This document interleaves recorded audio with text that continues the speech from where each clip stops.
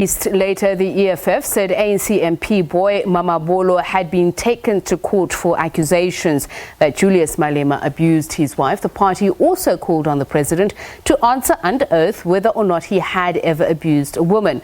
Javu Baloyi is a spokesperson for the Commission for Gender Equality. He joins us now on the line for reaction. Mr. Baloyi, your thoughts on how the issue around gender-based violence played out in the National Assembly today? Good evening, Professor. Good evening to the viewers and those that are listening.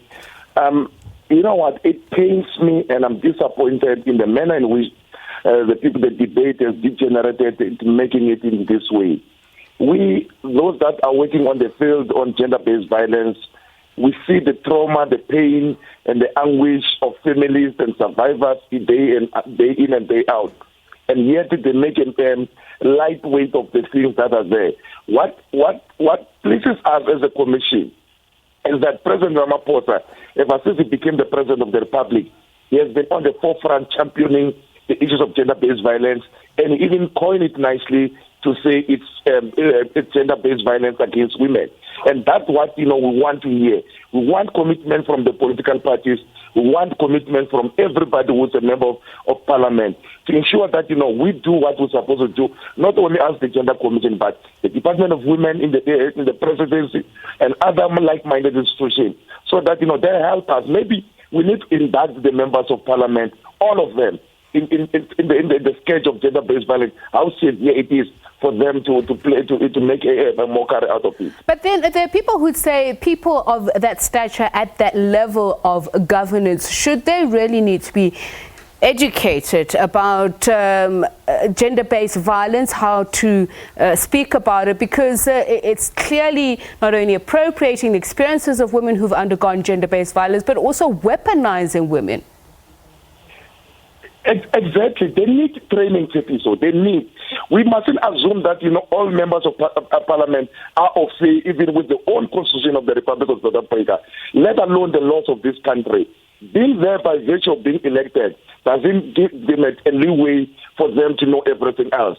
Somehow they need to be capacitated, and also using women to fight their own battles in parliament, where they were supposed to be discussing serious issue, the Sona debate, and use women and use the departed souls. It is very unfair, and it is not assisting us. And this is my point, Mr. Baloyi, that these are the men and women that we trust to deal with the issue of gender-based violence from a policy point of view, implementing that policy as well, who should have, I would deign to say, the necessary sense to know how to speak about the issue and not use it for political point scoring. So should we be entrusting them, these men and women, with this duty? It is very worrisome. It is very disappointing. Should we be trusting them? That's the question that we need to ask them. That they must introspect and see, are they there to save the public? Are they there to drive the cause and the agenda that we have been fighting for? We had summit, we had a presidential summit, we had a declaration. Now the BMW has given us BMs in order for us to do this work. But yet we have got parliamentarians.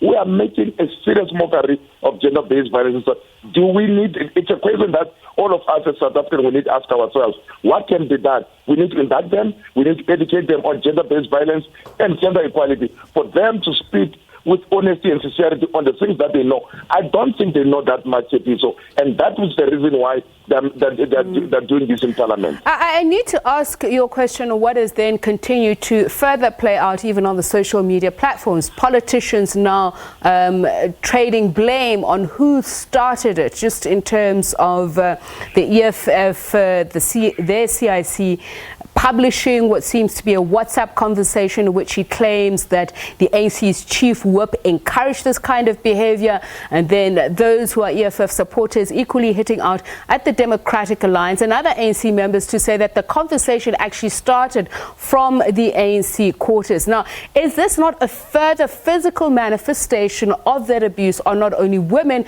but those that have been named as being victims? it's a secondary victimization. It's also degenerating into something else. When you talk about people that are being named and they're not there to speak for themselves, to defend themselves, then we're saying if something is happening, you are perpetuating violence against those people. Their emotions, they're attached to these things, they know these things, they hear about these things.